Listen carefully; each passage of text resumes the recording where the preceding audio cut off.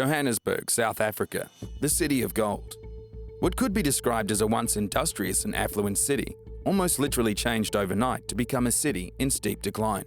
Johannesburg is the 7th most dangerous city in Africa, with a homicide rate of 38.59 per 100,000 persons.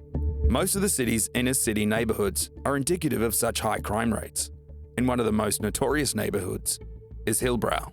Constantly rated as the most dangerous part of Johannesburg, with rampant crime and an influx of Nigerian gangsters who not only hijack cars, they also hijack entire buildings. An area with such a feared reputation that not even the police dare to patrol the streets at night.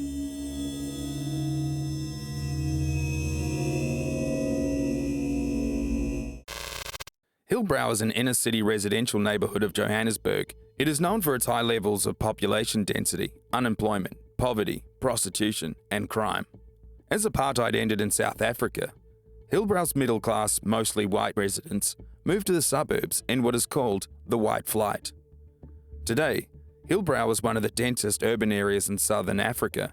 Crime and gang activity are commonplace, with a conservative estimate of 75,000 people living in approximately 200 buildings, over 15 stories high, spread over approximately 1 square kilometre.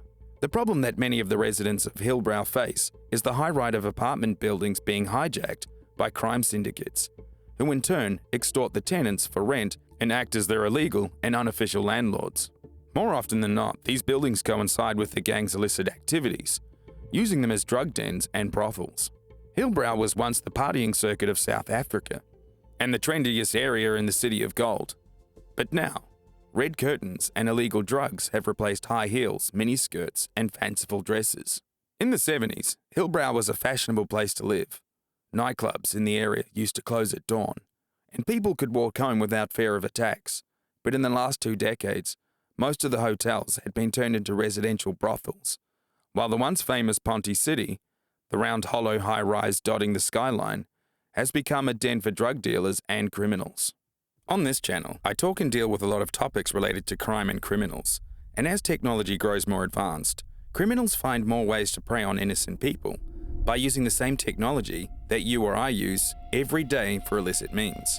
Some of the biggest problems facing the average person who uses the internet can be theft of private information, online extortion, and hacked accounts. Not only that, but some groups of cybercriminals use malware to steal credit card information even when purchasing from trusted sites. That's why it's extremely important to have online security. And thanks to today's sponsor, you can have peace of mind knowing that all your online privacy and information is kept secure with Atlas VPN. Atlas VPN is a virtual private network that was developed by top cybersecurity and IT engineers and is used by more than 6 million people worldwide. Atlas VPN is more than just a VPN.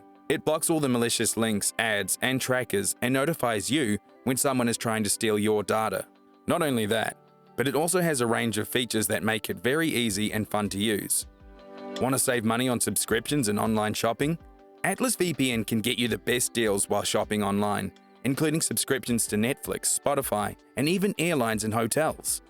Keep your Google searches private and unlock your favorite content from all over the world with just a click of a button. Atlas VPN is the best deal on the market, and today, they're going to be offering an incredible discount for a 3-year premium subscription from just $1.83 per month, plus 3 months extra and a 30-day money-back guarantee. I have found Atlas VPN very affordable and easy to use. With literally just the click of a button, I can get access to all kinds of documentaries and content that I wouldn't be able to access here at home. So if you're like me, and you want to keep hackers and cyber criminals out of your life, then make sure to grab the huge discount of Atlas VPN Premium at just $1.83 per month, plus 3 months extra with a 30-day money-back guarantee.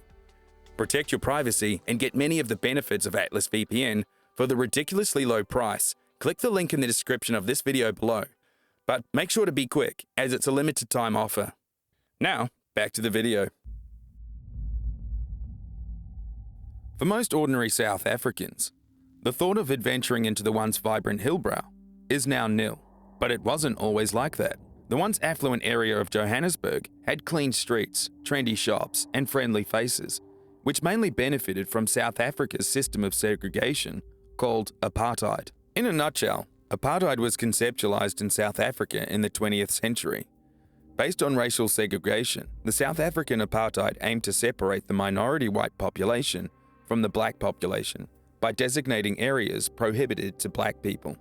Not only that, but it also meant that non-whites had no rights to own property, the prohibition of mixed marriages, banning a specific racial or ethnic group from access to certain meetings and unions, and the restriction of movement, prohibiting access to certain public spaces. This system of racial discrimination and segregation meant that there were areas of white-only designated living areas, and that a non-white person would need to carry a pass if they needed to go into those areas. Hillbrow was a whites-only designated area. It acquired a cosmopolitan and politically progressive feel and was one of the first identifiable gay and lesbian areas in urban South Africa. However, the end of apartheid in 1991 saw the abolition of pass laws and property rights, and Hillbrow, over time, became an area of mass migration of the poor and unemployed. Crime began to rise, and the once clean streets were now strewn with rubbish. The upper middle class of mainly white Africans left the area during the 80s and early 90s, replaced with migrants from rural areas and a growing population of immigrants from other African nations. This, combined with a lack of investments in the area, many of the buildings were left unused and fell to decay. By the mid-90s, Hillbrow had become an urban slum, ruled by a new class of people, the criminals.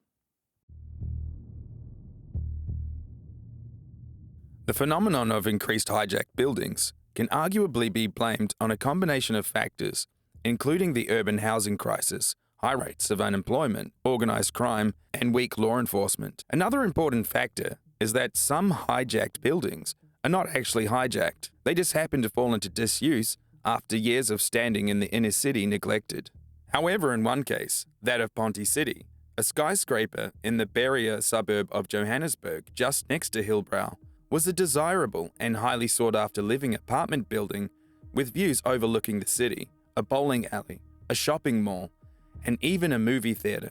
The building was designed to house 3,500 people. It was built in 1975 to a height of 173 metres, or 567 feet, making it the tallest residential skyscraper in Africa. The 55-storey building is cylindrical, with an open centre allowing additional light into the apartments.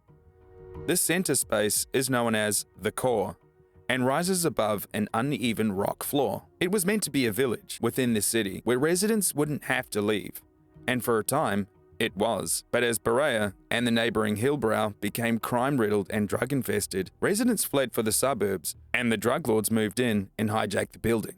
It became a place where you could buy anything from a bag of crystal meth to a hired gun, where brothels took up entire floors.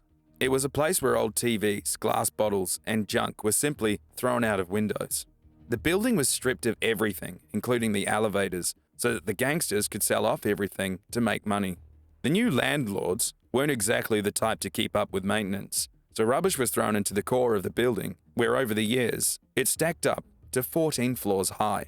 Rumours also state that people would end their lives by jumping into the core.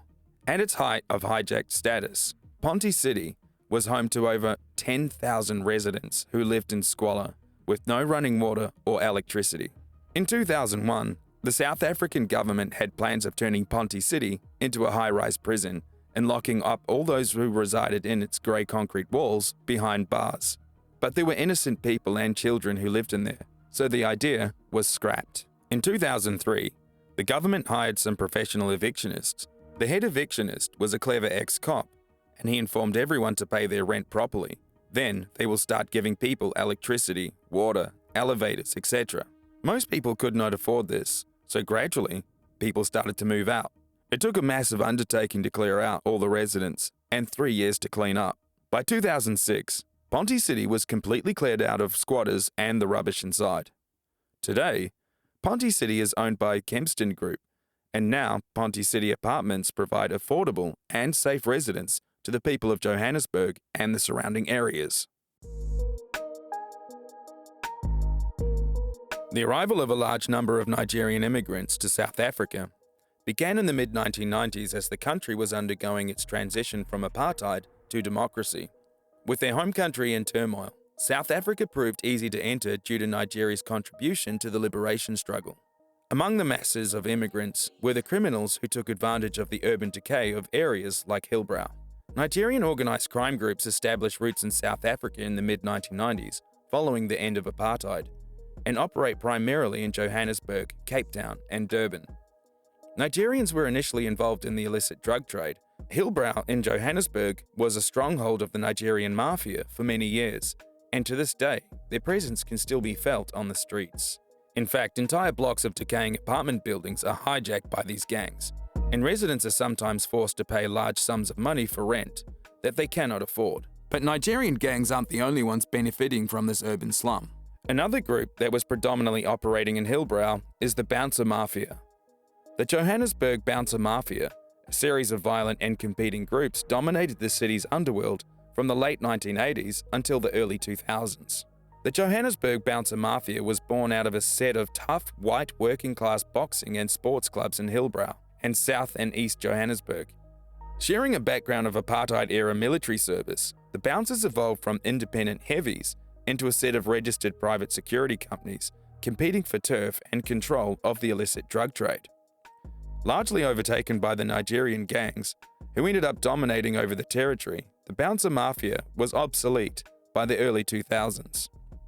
With muggings happening daily, the area of Hillbrow is synonymous with a high crime rate. One survey indicates that official crime statistics record 4 robberies a day, but residents said they see more on the packed streets, including in broad daylight, and claim most go unreported. According to the 2017-2018 crime statistics, 1,358 cases of robbery with aggravating circumstances were reported at the Hillbrow police station. Specific streets in Hillbrow are considered absolutely a no-go zone. Nugget Street and the MTN taxi rank, both sections that form part of the Hillbrow area, including the roads surrounding them, have turned into criminal dens that feed on innocent people passing through either to work or their businesses. Business robberies, traffic light robberies, and muggings in the Johannesburg CBD have become somewhat of a norm, with new videos popping up on the internet almost every week, showing citizens at the mercy of criminals. In recent years, human trafficking has also made an appearance, orchestrated by criminal organizations that operate within the area. Despite its feared reputation, the district of Hillbrow is undergoing a change. This is thanks in part to several comprehensive urban renewal initiatives championed by the city of Johannesburg under its Josie at Work program. The rejuvenation of Hillbrow will be seen in all the streets and alleys through the upgrading of pavements and the construction of new sidewalks. There will also be new landscaping and public lighting, as well as the upgrading of the stormwater aging drainage systems. This is a beautiful idea for the residents of Hillbrow, but it is not without its complications. Protracted legal cases stall movement as the backlog for temporary housing mounts. The municipality is now dealing with 25 applications by developers to evict around 3,000 families. It is estimated that some 30,000 units of accommodation are required in the short term to address the most vulnerable households, according to the municipality housing department. The lack of affordable rental accommodation has allowed informal settlements to flourish, with people resorting to bad buildings that are unsafe and lack basic services. An estimated 400 buildings have been occupied illegally in the inner city. In one case, a man by the name of Nelson Kithani was evicted from his home in downtown Johannesburg to make way for a new development. He fought a successful legal battle to ensure his family would have somewhere else to live. Kithani, his wife, and hundreds of others were relocated in 2008 to a converted former military hospital with biometric security gates, running water, and 24-hour electricity. But the promise of a better life didn't last long.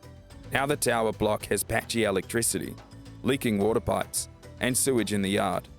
One of the many government-run buildings where conditions have deteriorated as social housing provisions fail to keep up with urban regeneration. Despite these problems, people can now take guided tours with companies like Dalala Inji Tours, who take tourists on walking tours through notorious and, quote, misunderstood inner city suburbs of Johannesburg. And it's companies like these who have a genuine love for their neighbourhood and want to see it thrive again, while helping to support their local businesses and put an end to the stigma that their home has had in recent years. Thanks for watching. What are your thoughts? Please let me know in the comments below. I do apologize for my voice at the moment. It's going through a rough patch. Maybe overusing it. And if you want to see one of your comments right here, then start a comment with Shadow Shoutout. And if you like this video, don't forget to give it a thumbs up and subscribe if you want to see more content like this, and check that notifications bell to keep up to date with the latest videos. And together, we can explore the strange, the terrifying, the unknown, the shadow matter.